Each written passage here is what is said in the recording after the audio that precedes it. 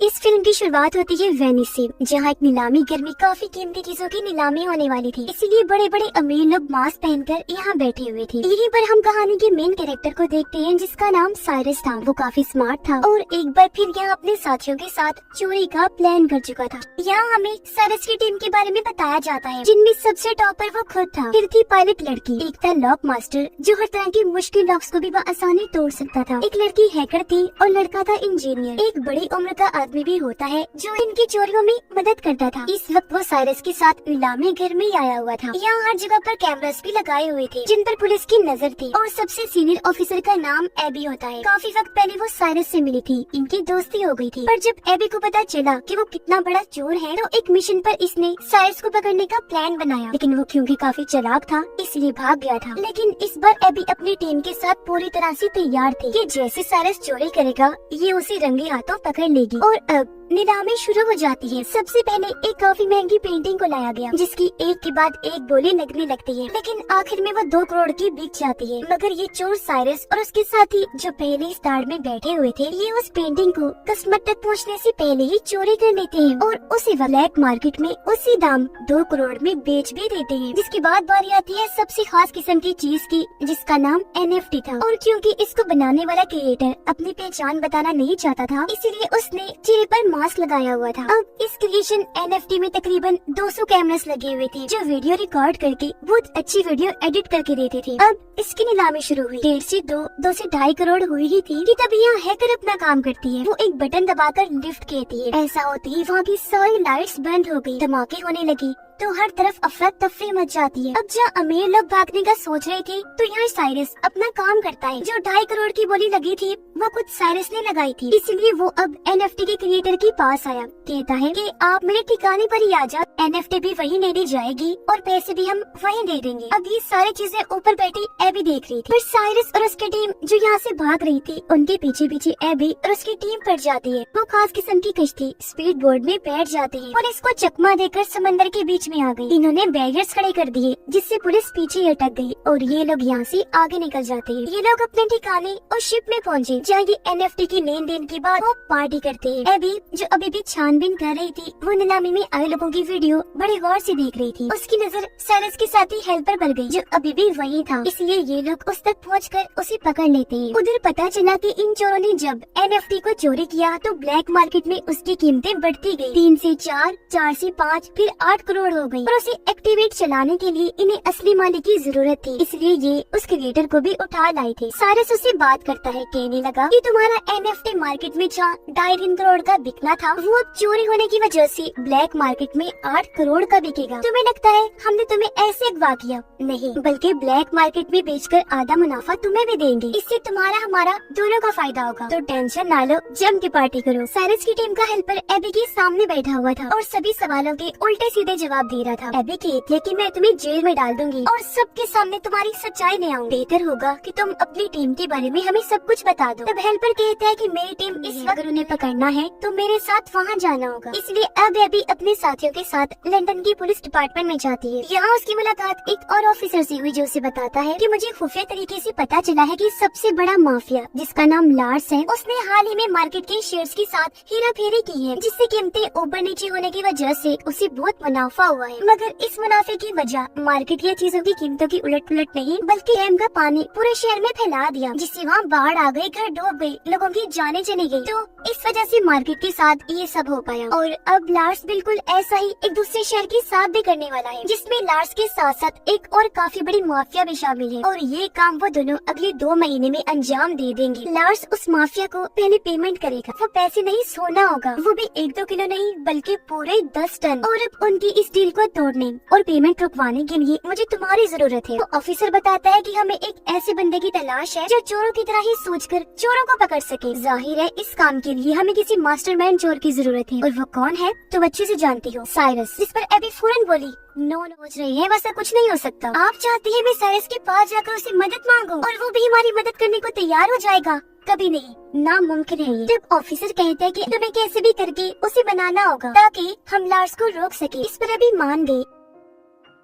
फौरन पहुंच जाती है साइरस के पास। यहाँ दोनों एक दूसरे को ही दोष देने लगते हैं कि तुमने धोखा दिया, तुमने दिया। पर आखिर में बात खत्म करके साइरस उसकी आने की वजह पूछता है, जिस पर एबी कहती है कि तुम्हें मेरे लिए एक चोरी करनी हो, और उसे वो सारी बातें बता देती है जो एबी को ऑफिसर ने बताई। ये कहती है कि तुम्हें वो सारा सोना चोरी करना होगा। जिसके बाद साइरस ये सारी बात अपने साथियों को भी बताता है। उसके साथी चौंक तो गई, पर साइरस कहता है कि समझ सकता हूँ कि ये काम मुश्किल है, लेकिन करना बेहद जरूरी है, क्योंकि अगर वो लोग अपने प्लान में कामयाब रहे तो पूरा शहर बाढ़ में बह जाने की वजह से बर्बाद हो जाएगा, मासूम लोग मर जाएंगे। और अब बारी बारी सारे लोग पता लगवाने की कोशिश करने लगते हैं कि आखिर लार्स और वो माफिया ये प्लान अंजाम कैसे देंगे। पता चला कि वो सारा सोना सबसे पहले लार्स के अड्डे से निकलेगा, फिर ट्रक्स के जरिए वहाँ से ले जाया जाएगा, जिसके बाद वो प्लेन के जरिए उसकी मंजिल तक भेजा जाएगा। इसलिए अब यहाँ साइरस और उसकी टीम अपने अपने कामों में लग जाती है कि वो कैसे अपना मिशन अंजाम देंगे। यह सबसे पहले हैकर बताती है कि अगर हम बिल्कुल वैसे दिखने वाला प्लेन बना ले तो चोरी करना आसान हो जाएगा। पर सवाल ये था कि वैसा प्लेन आएगा कहाँ से। इस पर साइरस कहता है कि मैं नीलामी घर में एक अमीर लड़के से मिला था जो प्लेन्स के लेन देन का काम करता है। उसके पास एक ऐसा प्लेन है जो थोड़ा बहुत उससे मिलता जुलता है, जिसे हम खुद तब्दील करके वैसा बना सकते हैं। तो हो सकता है वो ही हमें उस प्लेन को दे दे। इसलिए अब ये सारे लोग उस प्लेन डीलर के पास पहुँच जाते हैं, जो इन्हें वही आलीशान प्लेन दिखाता है। ये काफी खूबसूरत भी था,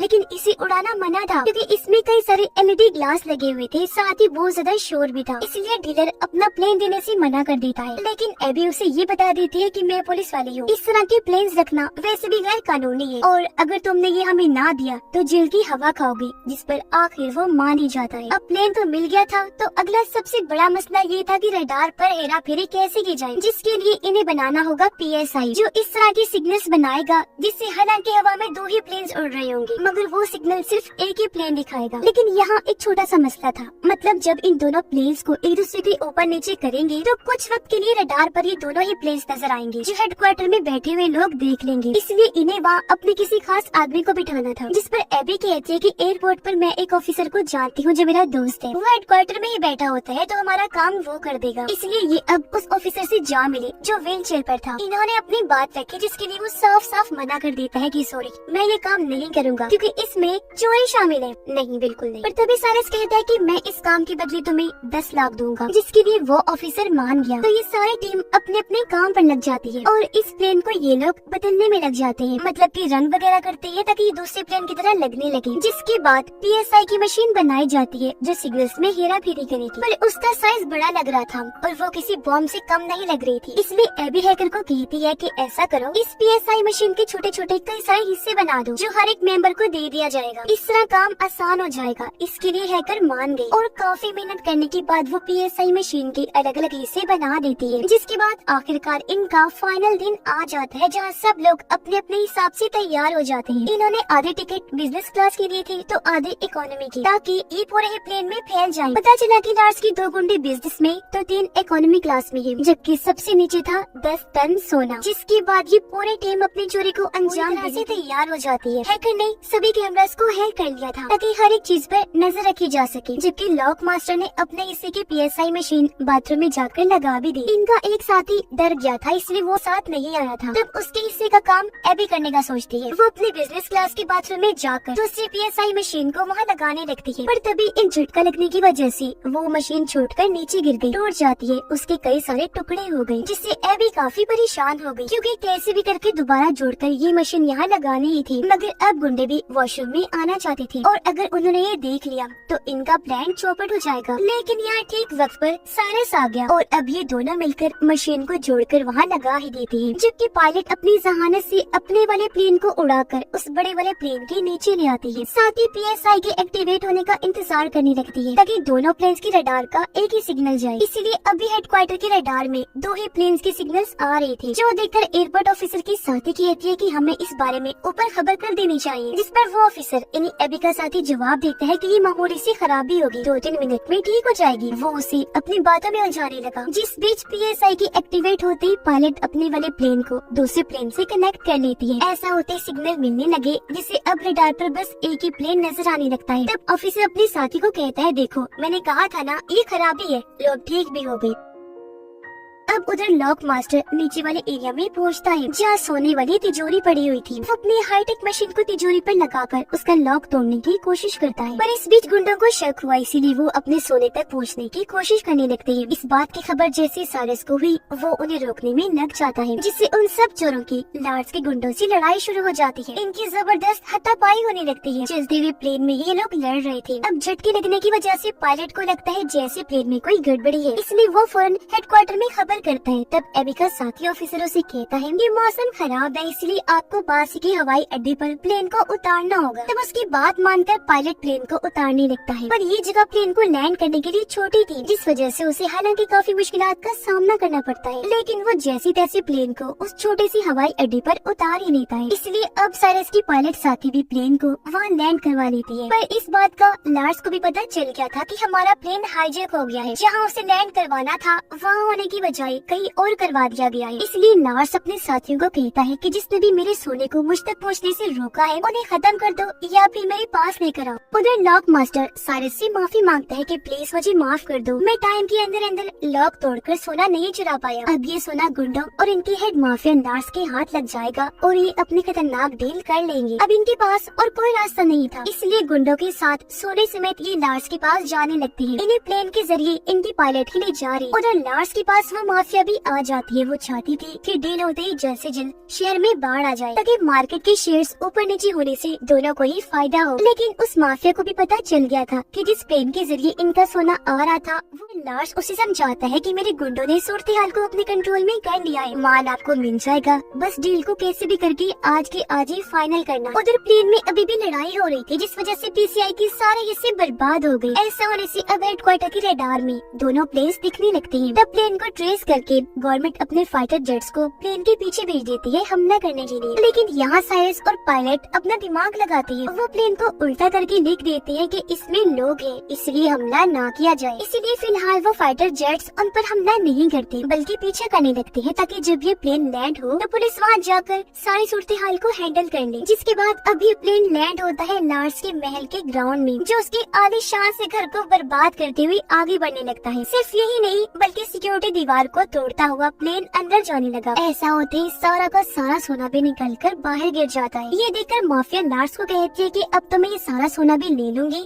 साथ ही हमारी डील भी कैंसिल। जो कहकर वो यहाँ से जाने लगी, पर लार्स जिसे गुस्सा आ गया था वो उसे शूट करके मार देता है। अब तभी यहाँ वो पुलिस भी आ गई जो इनका पीछा कर रही थी। वो इन्हें चारों तरफ से घेर लेती है। पुलिस जैसे लार्स को पकड़ने लगी, वो कहता है कि ये मेरा अपना घर है और ये चोर यहाँ आए थे उस माफिया औरत के साथ डील करने के लिए। असली गुनाहगार माफिया ये है, इन्होंने ही उस माफिया औरत को मारा है, तो आप इन्हें पकड़ कर ले जाए। पर यहाँ साइरस अपना दिमाग लगाता है। वो प्लेन की एलईडी ग्लास और एनएफटी क्रिएशन की रिकॉर्डिंग से पुलिस को ये दिखा देता है कि असली गुनाहगार लार्स माफिया ही है। इसने ही औरत माफिया से सोने की डील की थी, पूरे शहर को बर्बाद करने की प्लानिंग थी, इसलिए लार्स को पुलिस गिरफ्तार कर लेती है। इस मिशन में एबी और लंदन का ऑफिसर भी शामिल था, जिनका मकसद ही इस डील को रोकना था। तो इसमें कामयाब होने की वजह से वो सारा सोना पुलिस अपने साथ ले जाती है। एबी साइरस के टीम का हिस्सा बन जाती है। यहाँ पता चला कि एबी जब बच्ची थी तो उसे एक पेंटिंग काफी पसंद आ गई थी, जो अब साइरस उसे गिफ्ट करने का सोचता है, ताकि एबी उससे मुतासिर हो जाए और ये लोग फिर से एक हो जाएं। जिसके बाद यहाँ सबसे बड़ी बात सामने आती है। असल में लॉक मास्टर ने सारा सोना वहाँ से निकाल लिया था। वहाँ असली सोने की बजाय नकली सोना रख दिया था और इस तरह करके दिखाया जैसे वो तिजोरी तोड़ने में कामयाब नहीं हुए। यानी कि जो सोना पुलिस के हाथ लगा था वो सिर्फ सोने जैसे दिखने वाली लोहे की ईंटें थी, जबकि असली सोना तो उसी वक्त आसमान से गायब कर दिया गया था और ये लोग उसे अपने ठिकाने पर भिजवा चुके थे। यानी ये चोर एक बार फिर अपने मास्टरमाइंड की वजह से इतनी बड़ी चोरी अंजाम देने में कामयाब रहे थे। ये लोग फिर अपना सोना लेने के लिए जाते हैं। सब इतनी बड़ी कामयाबी पर एक दूसरे की गले लगकर मिलते हैं। इनकी खुशी का कोई ठिकाना नहीं था।